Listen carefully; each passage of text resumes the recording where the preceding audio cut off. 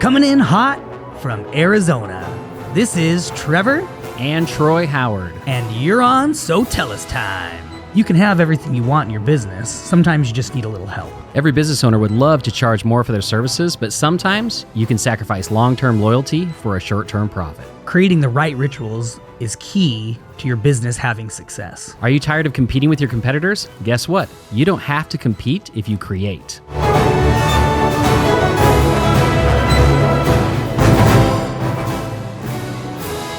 Hey everybody, welcome to another episode of So Tell Us Time. We're excited to be with you guys today. As always, we've got a really good episode today. We're calling it Built to Last.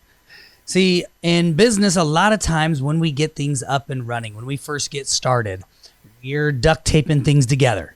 We're trying our best. We're putting a lot of elbow grease into it. We're one person show, wearing all the hats, right? And so a lot of things, processes, systems get just kind of thrown together. And that is fine for getting started. That is how a lot of businesses are started. And it works for a time. But to build a business that's going to last decades, you really should start building that foundation from the get-go. And what happens is a lot of times you're going to improve that foundation down the road. And that does make it hard. It's doable, but it makes it hard. And so, I mean, if you think about it, it's like if you build on a foundation of sand and then later you realize, oh man, this is starting to slip and slide. And then you're trying to go in there and raise the house up, the foundation up, and then, firm in that foundation. It's just more complicated. So today we're talking about 7 tips in building a successful business that can last decades to come. Who knows, even generations, right? All right, Troy, jump in. Let's do this. All right. So the number one tip we have for you today when it comes to building a business that's going to last is hiring the right people. So it's often been said that you should invest in people first and the business second, meaning that you can build an amazing business, right? But if you don't have the right people in the business, then the business is going to fail. So I was reading an article on this the other day, and they said the greatest idea with a poor person managing it will definitely fail, but the right person can take a good idea and make it great. And so it's really important, when you're starting to build that team in your business, especially if you're expanding to your first employee, that you're making sure that you find the right person up front, because they're going to be with you for the long term, decades to come if you find that right person. So that's one of the biggest mistakes you can make as a business owner is hiring whoever instead of hiring the right person. Well, and let me tell you, too, I'll jump in on that. Troy and I were just having this conversation the other day. We always take a look because Ron started our business. And one of the fundamental things that he implemented from the get-go of this, the original company that was several iterations earlier, is this a company I would want to work for? And that's something really important. Troy and I took that to the next step and said, this position, because each position matters, right? In your company, it's a cog, in this machine that helps the whole thing work well. So every position matters, whether it's like, if you want to call it the lowliest of positions versus the highest of positions, every position truly matters. That's how we look at it. And we were just discussing this the other day. We were looking at a specific position within our company. We said, would we want to hold that position? Would we want to do that? And are we compensating properly for that? And so as we're building and growing and continuing on, we're always doing this as well. We're looking at, like, are we happy with the people that we have? Do we have the right people? And then are we keeping the right people by maintaining it as a position that, they would want to continue to work for? And I like Troy and I were saying, do they fight to keep that job? Or do they just keep the job because it pays the bills for now and they're always constantly looking, or, there's no loyalty? I want my people fighting to keep their job. So, yep. Exactly. All right. Tip number 2, find a loyal adversary. So, what this means is basically, as a founder, as an entrepreneur, we have a lot of ideas, right? We're always coming up with new ideas and we're just eager to like dive in head first. And well, let's try this and let's try that and let's do this. And we change and we shift and we pivot. And that's great, you know, to a degree. But if you're by yourself, if you don't have a what we call a loyal adversary, you're going to make changes too quickly and you're going to make some of the wrong changes, right? So you need somebody, and basically what a loyal adversary is it's someone who can basically help keep you on track and avoid those mistakes and the way they do this is by challenging you and challenging your ideas. Now, I'm not saying that this is you're hiring an employee that always challenges everything you say. That's not what we're talking about. We're talking about having a trusted advisor, someone that you know that they're successful, right? They are at the same level as you or they're above you, preferably, right? They've done what you want to do. They've done it before, and they're not afraid to just challenge you on your idea and say, you know what? I don't know about that idea. Let's talk about that. Let's see if that really is a good way to go with your business.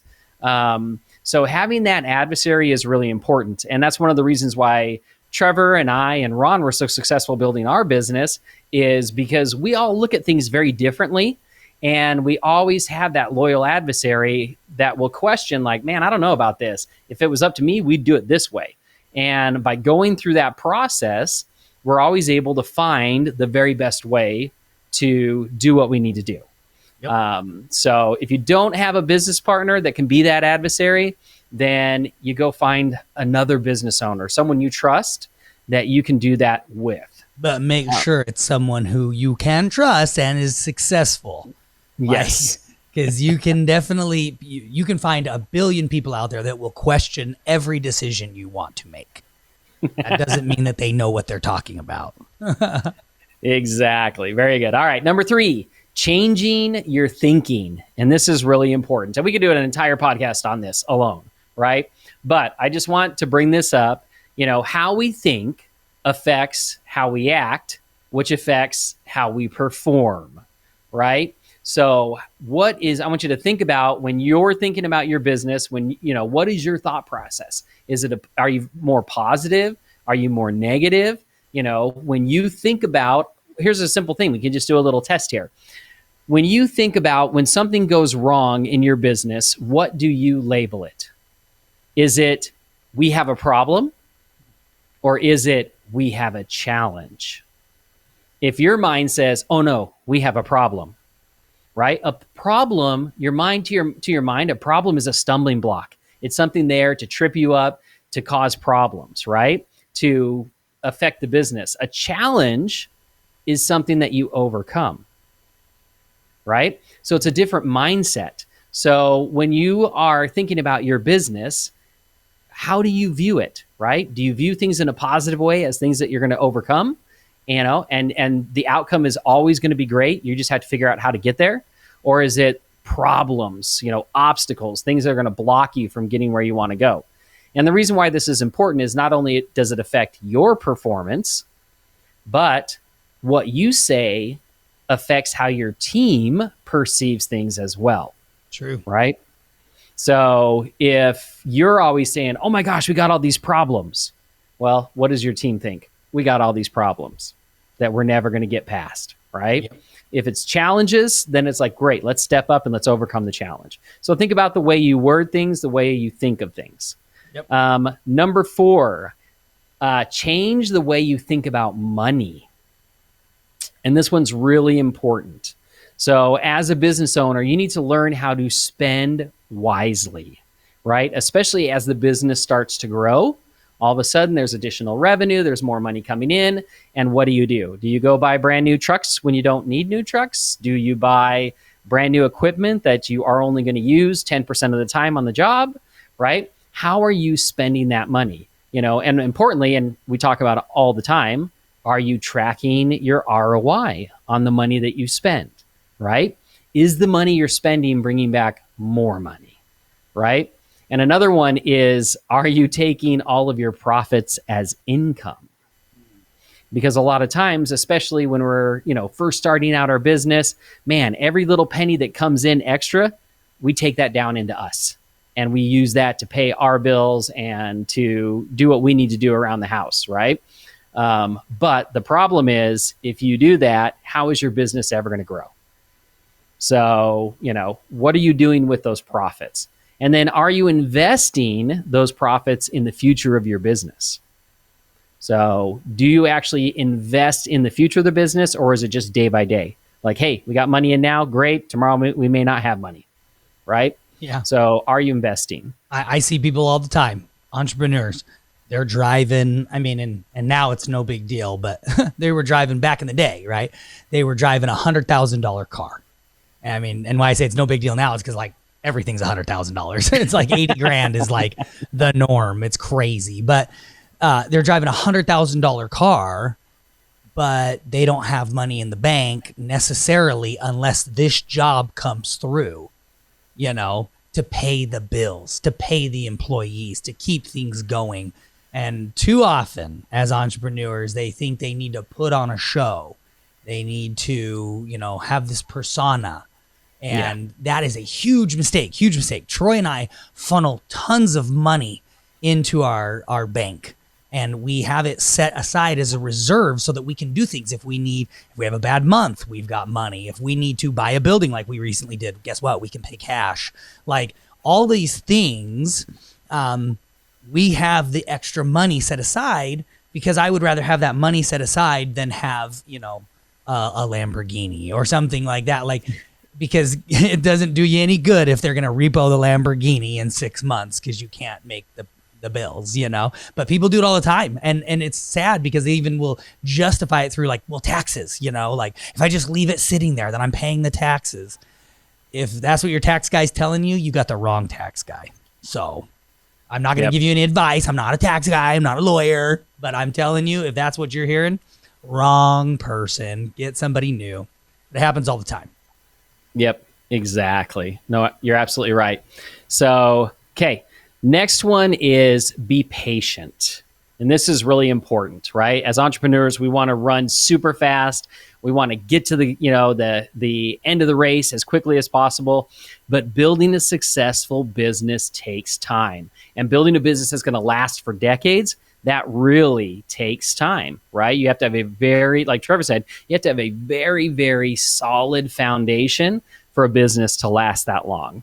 You also need to be realistic in your goals. Don't set insane goals that you're never going to reach. Like, oh, I'm going to do $1 million in my first year, and you've only done $5,000 in the first 2 months, right? Yeah. So make your goals realistic, but push yourself, to do the very best that you can.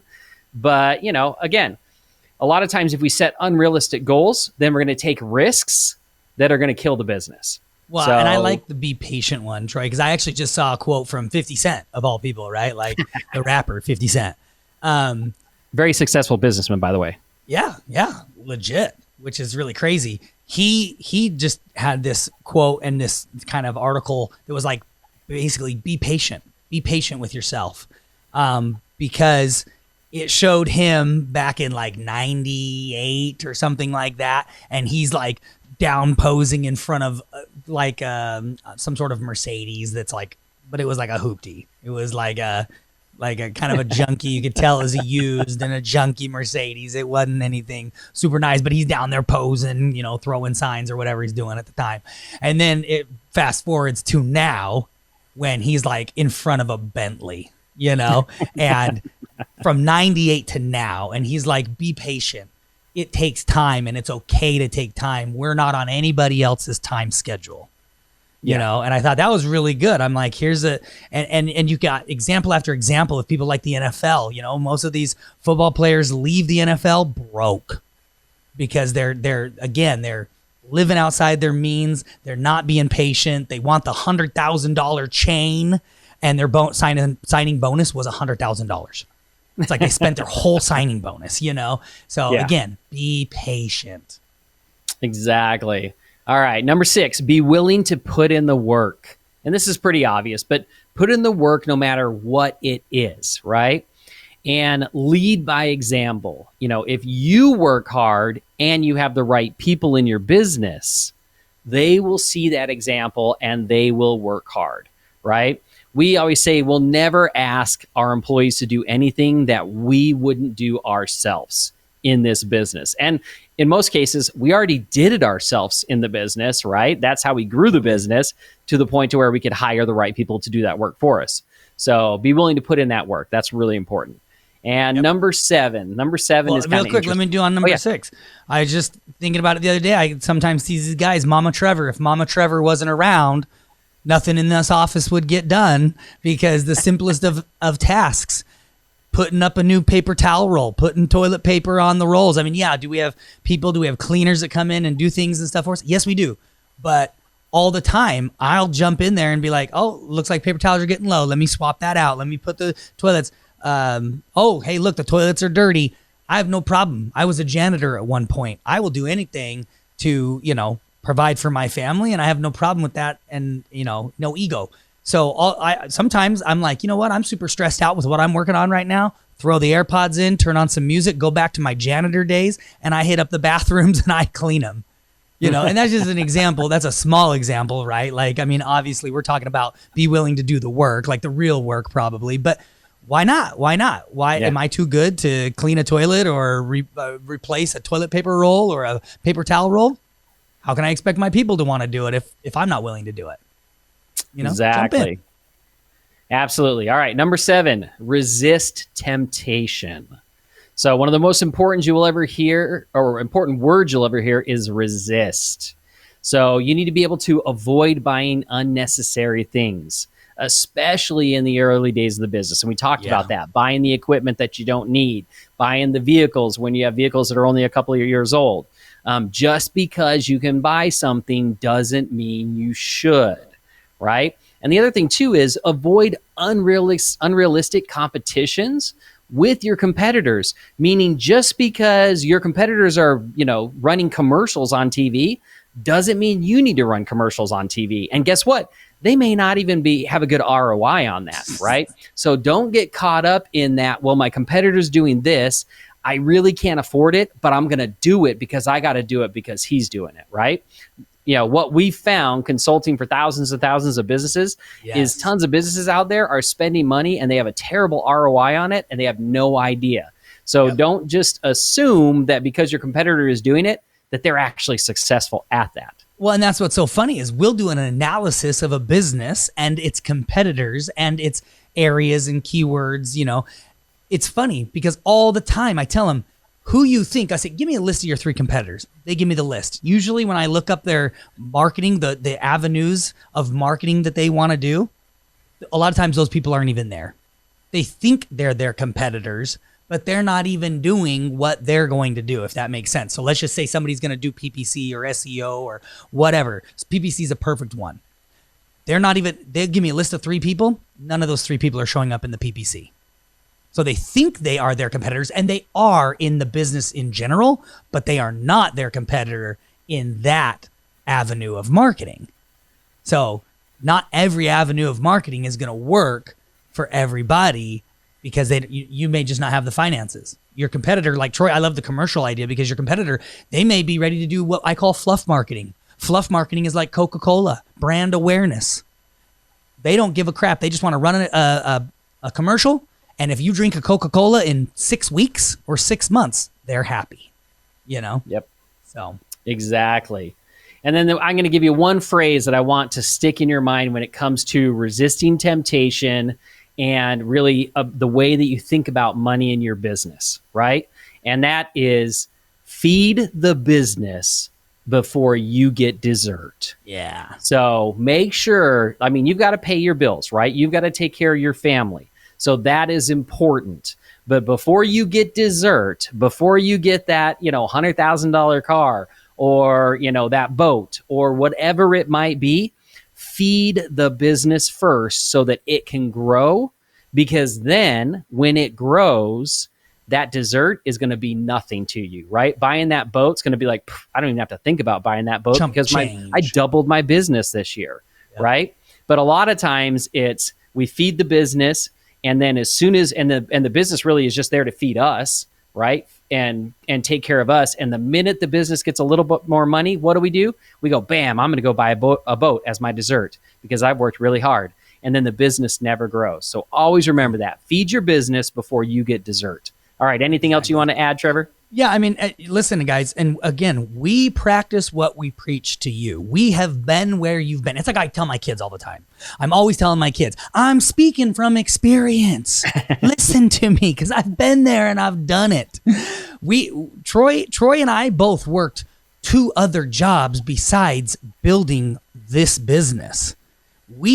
It took my wife finally calling, and I think I've told the story before, but it finally, after like 2 years of us building this business while we worked 2 other jobs, Troy was flying back and forth to Vegas every week with one of his careers or one of his jobs. I guess we should call it a job. But it was a big job. It was a big job. Troy was a VP of a very large company, but he was going back and forth from Vegas to Arizona. I was sleeping at the office. I was working all day and then working on our business at night. It took my wife literally calling me and being like, we have 3 kids. You haven't been home in like a week, basically. And you don't send money home either. You're not making any money. You're working all night on this other company and you're not making any money.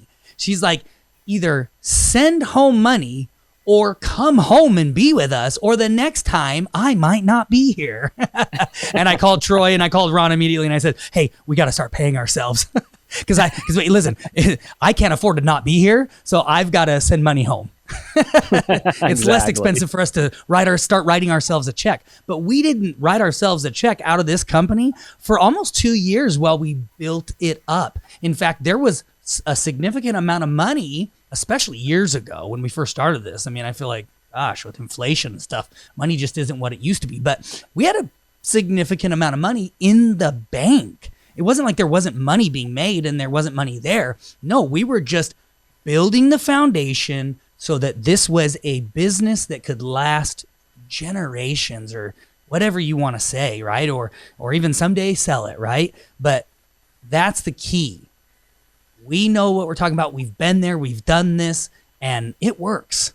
Because now you look at us today and it works. Building that foundation, sure, it was hard and it hurt. But especially in the beginning, guys, for all of my ones that are just getting going, or they've been grinding and they're a year into it, right? Or 2 years into it, or 3 years into it. You're still in your infancy stage, to be honest, at that point. What is it, Troy? Like businesses on average, it's the first 5 years or something like that? Yeah, absolutely. That they fail within the first 5 years or whatever. So anyways, point being is, just keep going, just keep plugging along. And then I love going back to like being patient. I can cherry pick any one of these 7 and we could just go on and on and on about them, guys. So let's jump into the homework. Choose at least one of these 7 tips to implement in your business this week. Take one of the 7, implement it. But here's what I would do. Go back, listen to this episode again. Make sure you write all 7 down, okay?